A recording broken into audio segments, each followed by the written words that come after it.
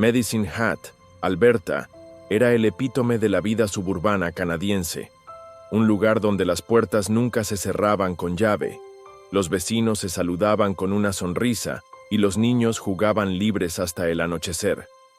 Pero en 2006, este idílico pueblo fue sacudido por un crimen tan horrendo que desafió toda lógica. ¿Cómo una adolescente aparentemente normal pudo estar involucrada en algo tan atroz? ¿Y qué llevó a un hombre de 23 años a manipularla hasta este punto? Esta es una historia de amor prohibido, manipulación y una rebelión que terminó en tragedia.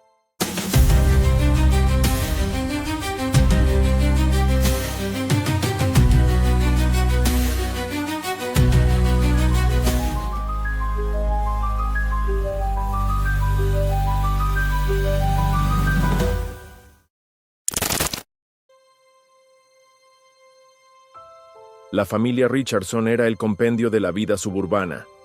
Mark Richardson, un hombre de 42 años, trabajaba en la industria petrolera, un empleo exigente pero que le permitía proveer una vida cómoda para su familia. Era conocido por su dedicación no solo a su trabajo, sino también a su hogar. Un padre cariñoso y un esposo comprometido, Mark era el pilar de la familia. Deborah Richardson, de 48 años, era el corazón del hogar. Una madre que se quedaba en casa, dedicaba su tiempo a cuidar de sus dos hijos, Jacob y Jasmine. Su carácter cálido y amable la hacía querida por todos en la comunidad. Era voluntaria en la escuela de sus hijos, siempre presente en eventos escolares y actividades extracurriculares. Para Deborah, su familia lo era todo. Jacob, de solo 8 años, era la personificación de la inocencia y la alegría. Un niño despreocupado, le encantaba jugar con sus amigos, dibujar y ver sus caricaturas favoritas. Su risa contagiosa y su energía ilimitada llenaban la casa de los Richardson de vida. Jacob era el tipo de niño que podía alegrar cualquier habitación con su sola presencia. Y luego estaba Jasmine, de 12 años, una niña brillante y curiosa. Jasmine Richardson nació el 12 de abril de 1994 en Medicine Hat, Alberta, en el seno de una familia que, en apariencia, era el modelo de la vida suburbana canadiense. Sus padres, Mark y Deborah Richardson, la recibieron con amor y esperanza, como lo harían con su hermano menor, Jacob, 4 años después. Durante sus primeros años, Jasmine fue una niña como cualquier otra, curiosa, brillante y llena de energía. Le encantaba dibujar, pasar tiempo con su familia y jugar con su hermano pequeño. Sin embargo, a medida que crecía, comenzaron a surgir indicios de una personalidad más compleja. Al llegar a la preadolescencia, Jasmine comenzó a experimentar con su identidad. Como muchos jóvenes de su edad, buscaba diferenciarse y encontrar su lugar en el mundo. Pero para Jasmine, esta búsqueda tomó un giro más oscuro. Se sintió atraída por la subcultura gótica, un mundo que le ofrecía una sensación de pertenencia y una forma de expresar su creciente descontento con la vida convencional. Su habitación se convirtió en un santuario de todo lo gótico: música alternativa, películas de terror y ropa oscura. Mark y Deborah intentaron entender a su hija. Al principio, atribuyeron su comportamiento a una fase normal de la adolescencia. Es solo una etapa, pensaban.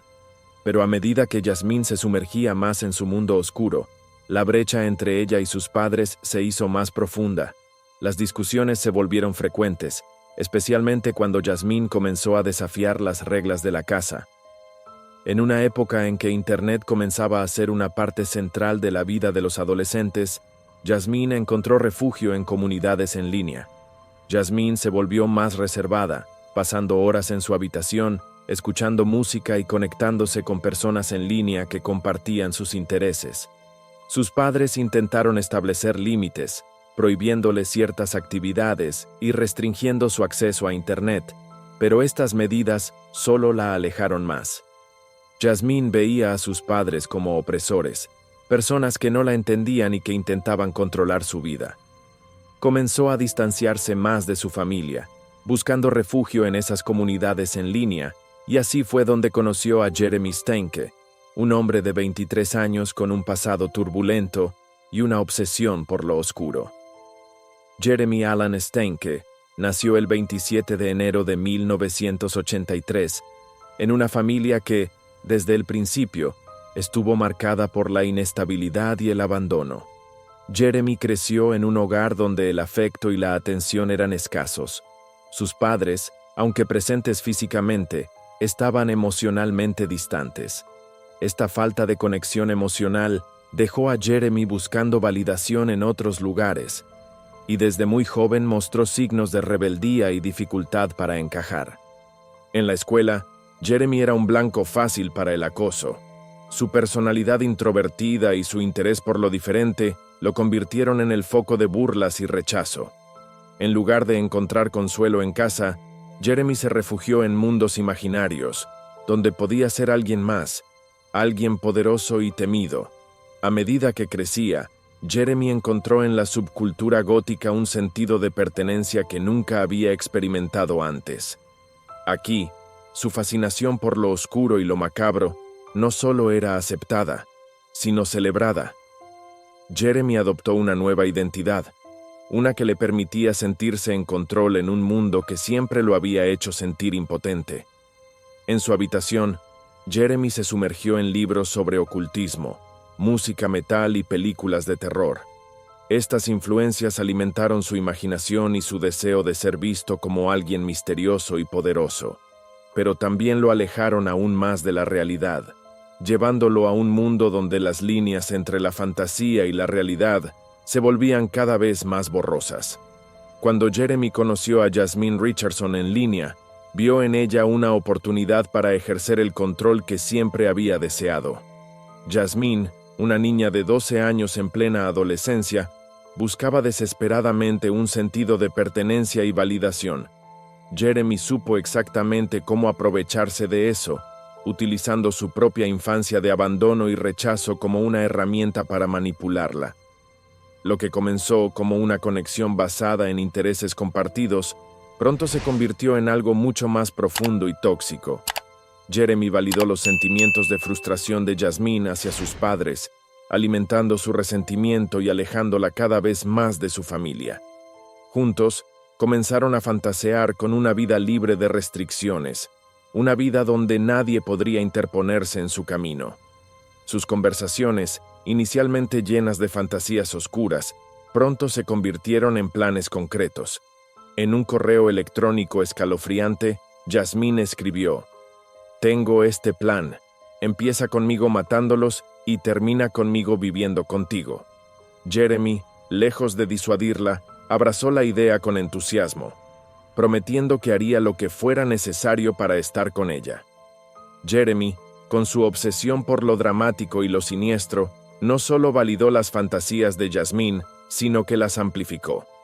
Juntos, discutieron cada detalle del plan, desde cómo entrarían a la casa hasta cómo eliminarían a quienes se interponían en su camino. Lo que comenzó como una rebelión adolescente se había convertido en una espiral descendente hacia la oscuridad más absoluta.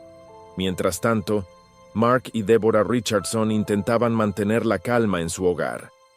Aunque estaban preocupados por los cambios en el comportamiento de Jasmine, creían que era solo una fase, una rebelión normal de la adolescencia.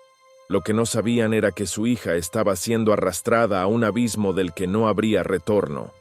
Jasmine, cada vez más influenciada por Jeremy, comenzó a ver a su familia no como seres queridos, sino como obstáculos en su camino hacia la libertad. La paciencia y el amor de sus padres no fueron suficientes para detener la tormenta que se avecinaba. La noche del 22 de abril de 2006 comenzó como cualquier otra en la ciudad. Las calles estaban tranquilas, las familias se preparaban para descansar después de un día rutinario. Pero en la casa de los Richardson, el infierno estaba a punto de desatarse. Jeremy Steinke, armado con un cuchillo y guiado por una obsesión enfermiza, se acercó a la casa de los Richardson. Su plan era claro: eliminar a quienes se interponían entre él y Jasmine. Lo que no sabía era que esa noche marcaría el final de 3 vidas inocentes. Dentro de la casa, Deborah Richardson estaba relajada en la sala de estar, disfrutando de un momento de paz. Mark, su esposo, preparaba una taza de té en la cocina.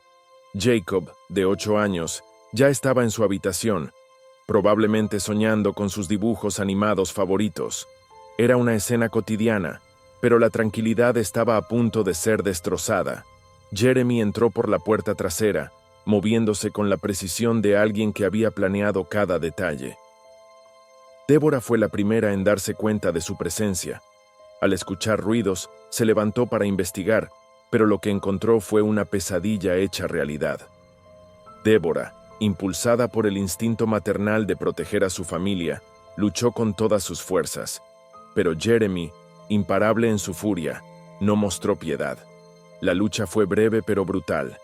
Deborah cayó, dejando a Mark como el siguiente en enfrentar la ira de Jeremy. Mark, al escuchar los gritos de su esposa, corrió hacia la sala de estar. Lo que vio lo dejó paralizado. Deborah yacía en el suelo, y Jeremy, con el cuchillo ensangrentado, lo esperaba. A pesar de su valentía, Mark no fue rival para la ferocidad de Jeremy. En cuestión de minutos, la casa que una vez estuvo llena de risas y amor, se convirtió en un escenario de horror. Jacob, de solo 8 años, se escondió en su habitación aterrorizado por los sonidos que llegaban desde el pasillo. El niño que solía llenar la casa de risas ahora estaba paralizado por el miedo, esperando que el silencio lo salvara. Pero Jeremy no mostró compasión. Entró en la habitación de Jacob y en un acto de crueldad inimaginable, acabó con la vida del niño. Cuando la violencia terminó, la casa de los Richardson era un escenario de caos y destrucción. Las paredes y los pisos estaban manchados de sangre, y un silencio sobrenatural se apoderó del lugar. 3 vidas habían sido truncadas en un acto de violencia sin sentido, y Jasmine, la hija de la familia, había desaparecido. Después de la masacre, Jeremy y Jasmine huyeron, dejando atrás una escena de horror que pronto sería descubierta. Pero su huida no fue planeada con la misma meticulosidad que el crimen. Condujeron hacia el pueblo cercano de Leader, Saskatchewan, donde buscaron refugio en la casa de unos amigos que no tenían idea de lo que había sucedido. Mientras tanto, en Medicine Hat, la policía comenzaba a reconstruir lo sucedido. En la casa de los Richardson, encontraron evidencias clave, mensajes de texto, correos electrónicos y conversaciones en línea entre Jasmine y Jeremy, que revelaban su plan macabro. Pronto, la policía emitió una alerta nacional para localizar a la pareja. La fuga de Jeremy y Jasmine no duró mucho. Menos de 24 horas después de los asesinatos, la policía los localizó en Leader. Fueron arrestados sin resistencia, pero la frialdad con la que enfrentaron su captura dejó claro que no entendían la magnitud de lo que habían hecho. Lo más escalofriante de su fuga fue la aparente normalidad con la que actuaron. Testigos afirmaron que la pareja se comportaba como si nada hubiera pasado, riendo, tomados de la mano y besándose. Incluso posaron para fotos, mostrando una falta de remordimiento que dejó perplejos a quienes los rodeaban. El juicio de Jeremy Steinke y Jasmine Richardson atrajo la atención nacional, no solo por la brutalidad de los crímenes, sino por la edad de los involucrados. Jeremy, un hombre de 23 años, y Jasmine, una niña de 12. El caso planteaba preguntas incómodas sobre la manipulación, la justicia juvenil y los límites de la rehabilitación. Durante el juicio, los fiscales presentaron una narrativa escalofriante. Jeremy fue retratado como un manipulador que había explotado la vulnerabilidad de Jasmine, alimentando su resentimiento hacia sus padres y convirtiéndola en cómplice de un crimen atroz. Los correos electrónicos y mensajes de texto entre ellos fueron la pieza clave de la acusación, mostrando cómo habían planeado meticulosamente los asesinatos. Los testigos describieron a Jeremy como una figura oscura y controladora que había lavado el cerebro de Jasmine y la había convencido de que matar a su familia era la única forma de ser libre.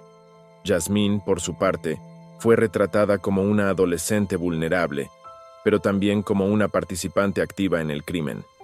Jeremy mostró poca emoción durante el juicio.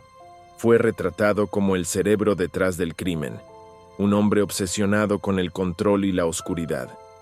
Su pasado problemático y su fascinación por lo macabro fueron expuestos, pintando una imagen de alguien incapaz de sentir remordimiento. El veredicto fue contundente. Jasmine fue declarada culpable de 3 cargos de asesinato en primer grado, pero debido a su edad, fue sentenciada a 10 años en un centro de detención juvenil, incluyendo tiempo en un centro psiquiátrico. Jeremy, por otro lado, recibió 3 cadenas perpetuas consecutivas, sin posibilidad de libertad condicional por 25 años. El caso de Jasmine y Jeremy dejó una marca imborrable en el sistema de justicia canadiense. Jasmine fue liberada en 2016 con una nueva identidad, pero el debate sobre si recibió una sentencia justa sigue vigente.